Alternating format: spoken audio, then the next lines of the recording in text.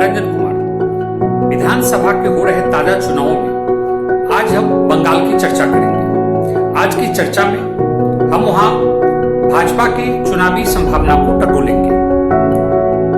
भाजपा की चर्चा करने के लिए आवश्यक है कि बंगाल चुनाव का भाजपा के लिए क्या महत्व है। सबसे पहले हम इसकी चर्चा करें, फिर बंगाल में हम भाजपा के चुनावी इतिहास की चर्चा करें और इस चुनाव में भाजपा के लिए क्या संभावना बनती है इसकी चर्चा करेंगे।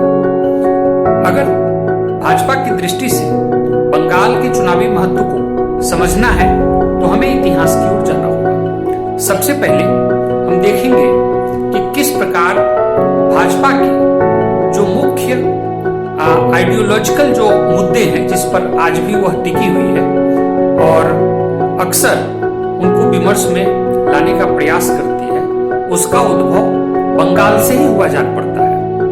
19वीं शताब्दी में जिस समय वहां हिंदू पुनरुत्थानवादी आंदोलन जोर पकड़ रहा था, उस समय ही हम देखते हैं कि वहां वंदे मातरम का मुद्दा, भारत माता का मुद्दा, इसके बाद हिंदुत्व का मुद्दा और 20वीं सदी के शुरुआती दिनों में जब 1911 का जनगणना हुआ, उसके बाद जो ये नैरेटिव चला कि हिंदुत्व खतरे में है, इन सभी मुद्दों का उद्भव बंगाल में ही हुआ। इस प्रकार से हम देखते हैं कि भाजपा के आइडियोलॉजी बनाने में बंगाल की बड़ी भूमिका रही है। इसके बाद यह जानकर आश्चर्य होगा कि स्वतंत्रता से पहले बंगाल ही वह राज्य था जहां हिंदूवादी दल हिंदू महासभा उस समय सरकार में आई थी।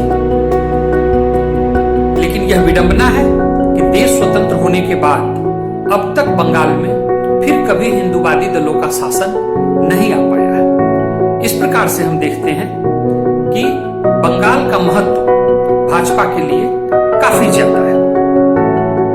फिर अगर आज के व्यवहारिक राजनीति में भी हम देखें तो बंगाल एक बड़ा राज्य है जहां से लोकसभा में 42 सदस्य चुनकर आते हैं। ऐसे में उसका महत्व बढ़ जाता है।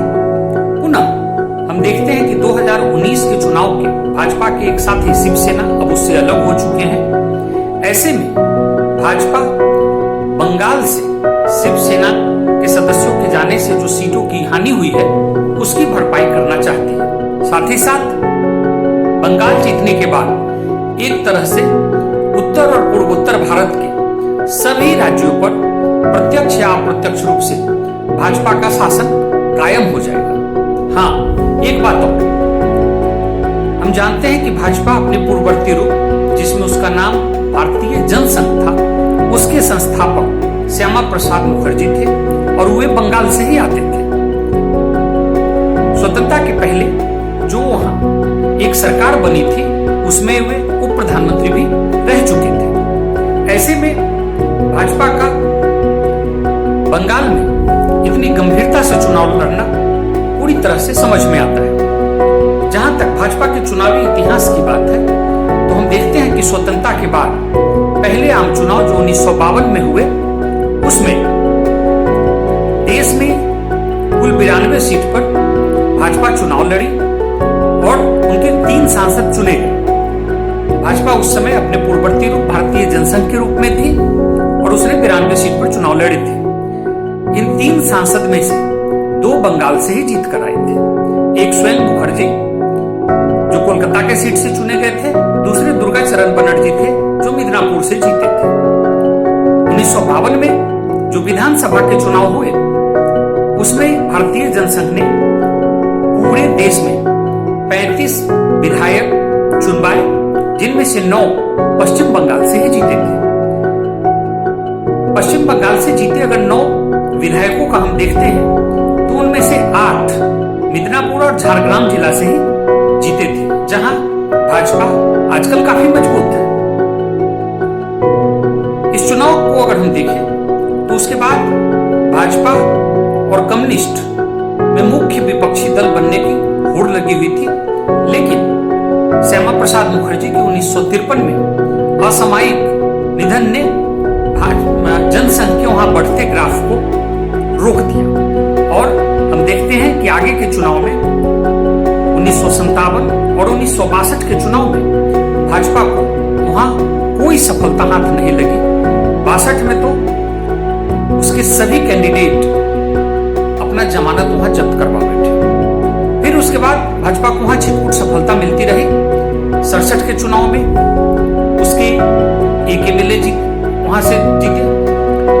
फिर इसी तरीके से 77 में जब जनसंघ का विलय जनता पार्टी में हो गया तो जनता पार्टी के सिंबल पर उसके 2 सदस्य चुनाव जीत कर रहे।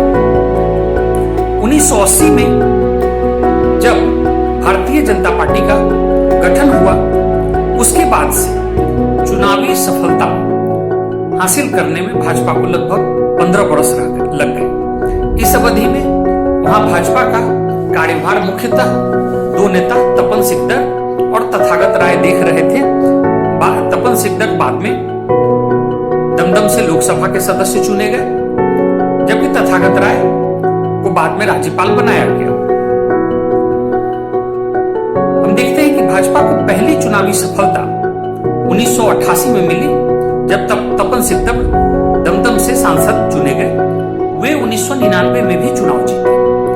लेकिन यहां देखने की बात यह है कि भाजपा को यह सफलता तब मिली जब उसका तृणमूल कांग्रेस के साथ वहां गठबंधन हुआ। इस समय तक ममता बनर्जी कांग्रेस से अलग होकर तृणमूल कांग्रेस का गठन कर चुकी थी।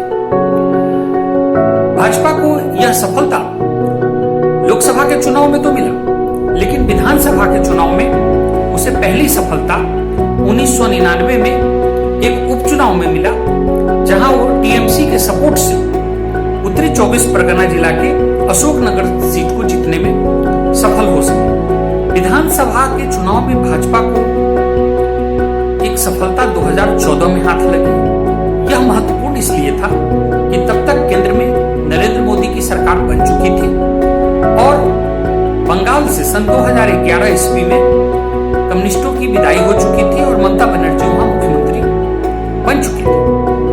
हम लोग जानते हैं कि 2008-9 आते आते ममता बनर्जी एनडीए से अलग हो चुकी थी और वह कांग्रेस के साथ मिलकर 2009 का लोकसभा चुनाव भी लड़ चुकी थी और 2011 के विधानसभा चुनाव में भी कांग्रेस के साथ गठबंधन करके ही उसने कम्युनिस्टों को बंगाल में हराया था।